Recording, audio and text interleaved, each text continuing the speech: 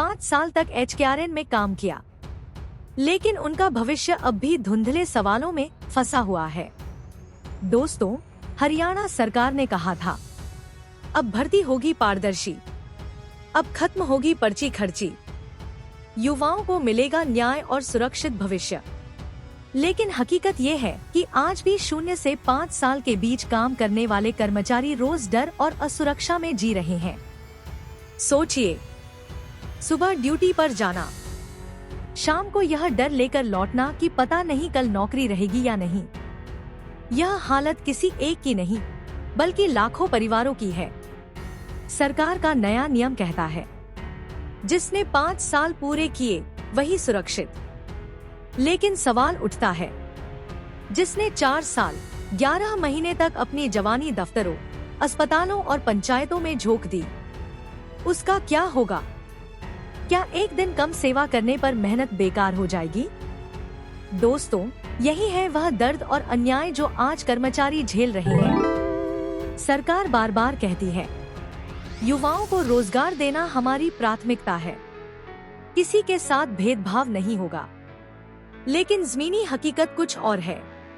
कर्मचारी कह रहे हैं, सरकार हमें वादों से नहीं, स्थायी समाधान से जवाब दे। समान काम, समान वेतन सबको मिले। 0 से 5 साल तक काम करने वालों को भी सुरक्षा का हक मिले। दोस्तों, कर्मचारियों की ये मांगे कोई नई नहीं है। पिछले कई सालों से मंचों, सभाओं और धरनों पर यही आवाज उठ रही है, लेकिन अभी तक कोई ठोस नीति नहीं बनी। सबसे बड़ा सवाल यही है, जब सरकार खुद मानती है कि एचकेआरएन कर्मचारियों के बिना सिस्टम नहीं चल सकता, तो फिर इन कर्मचारियों का भविष्य अधर में क्यों है?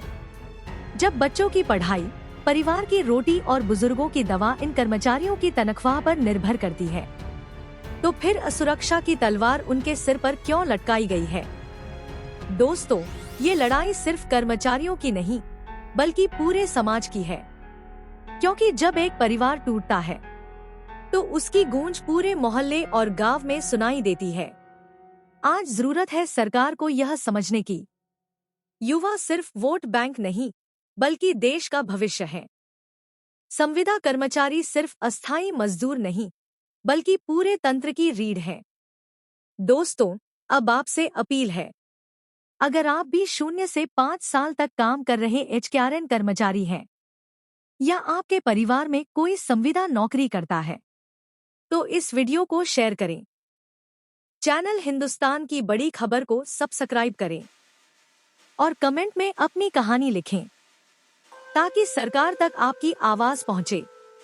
अंत में, सरकार को अब यह मानना होगा कि कर्मचारी कोई संख्या नहीं, बल्कि इंसान है।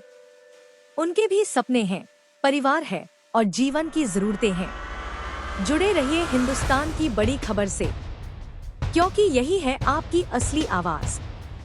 भाई, इसमें पूरा एंगल सरकार के वादों और कर्मचारियों की उम्मीदों पर है।